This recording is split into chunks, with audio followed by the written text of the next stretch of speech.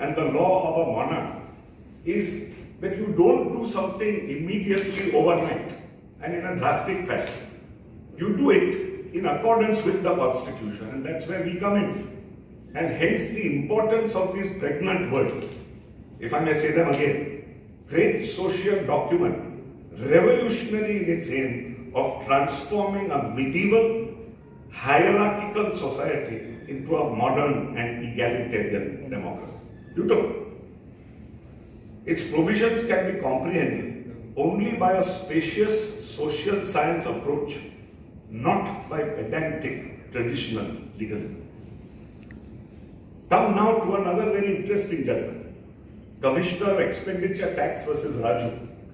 Now, the issue there was whether politicians and political parties could be said to be following a vocation or occupation, so that their expenses could then be exempt under Section 5A of the Expenditure Tax Act. What he did was to quote Harold Lasky, the famous economist and political thinker who taught Jawaharlal Nehru, taught Krishna Menon, and had that fantastic, I don't know if any of you have read these letters, that great exchange of letters with Justice Holmes of the United States Supreme Court. If you haven't read them, please read them. Then, of course, from Gandhiji, from Lincoln, from people as diverse, then as Dr. Samuel Johnson, who wrote that famous dictionary. And if you remember, one of the interesting stories told about Samuel Johnson was that two ladies came up to him after the dictionary was published and said, "We are shocked to find that you have used swear words in your dictionary, doctor." So the doctor immediately shot back and said, ladies, you have been looking for them.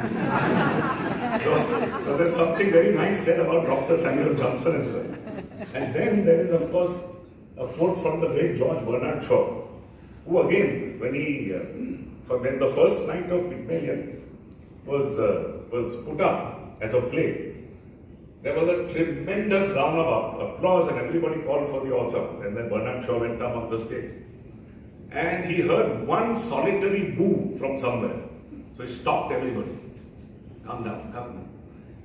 Quite right, sir, quite right. But what are we two against so many?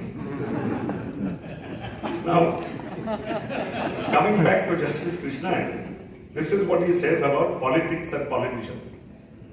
There can hardly be any doubt that it is either or both. Harold Lasky treated politics as a science and wrote his well-known book on the grammar of politics.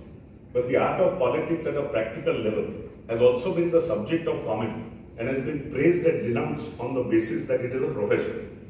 To Gandhiji, it is sacred as religion.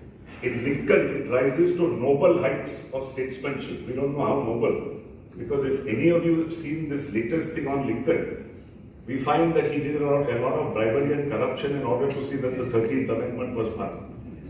Lenin, Nehru, and a galaxy of other great visionaries and makers and wonders of the modern world have dedicated themselves to politics as a profession.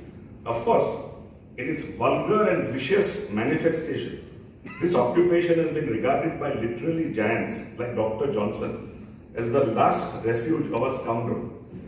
Robert Louis Stevenson has used barbed words. Politics is perhaps the only profession for which no preparation is thought necessary. George Bernard Shaw uses stinging language in the famous play Major Babar. He knows nothing and he thinks he knows everything. That points clearly to a political career. Now, this is in sync with the Devil's Dictionary definition of specialist. One who knows more and more about less and less till he knows everything about nothing. It is thus clear, without reference to the wealth of case law relied upon, that politics has been a profession and indeed, under modern conditions, perhaps the most popular and uninhibited occupation, with its perils, of course. Law cannot take leave of realities, and therefore 5A must bear the construction that politics is a profession or occupation. Another very celebrated judgment to lawyers, Mohinder Singh Gill, the great Article 329B judgment, election judgment, in which the very famous passage which is oft quoted and which has now unfortunately been diluted is that the validity of an order must be judged by the order as it stands. Later affidavits cannot make up. And he cited another great judge, Justice Vivian Bose in Gordon Das Banji, and then said, orders like old wine becoming better as they grow older is not the order of the day. Maneka Gandhi, again, most celebrated case, where fortunately for us, the 20 years of Gopalan's case were done away with, and Article 21 suddenly came out of its closet and gave right to so many rights. Now here again, I am only citing a very small portion because there isn't time, where he quotes from Rudyard Kipling. He says, viewed from another angle, travel abroad, and the thing was Maneka Gandhi wanted a passport to be given, is a cultural enrichment which enables one's understanding of one's country in better light. Thus, it serves national interest to have its citizenry see other countries and judge one's country on a comparative scale. Kipling, though with an imperial ring, has aptly said, winds of the world give answer, they are whimpering to and fro. And what should they know of England, who only England knows? Why is the right to travel all over the world and into the beyond a human right and a constitutional freedom? Were it not so, the human heritage would have been more hapless, the human family more divided, the human order more unstable, and the human future more murky.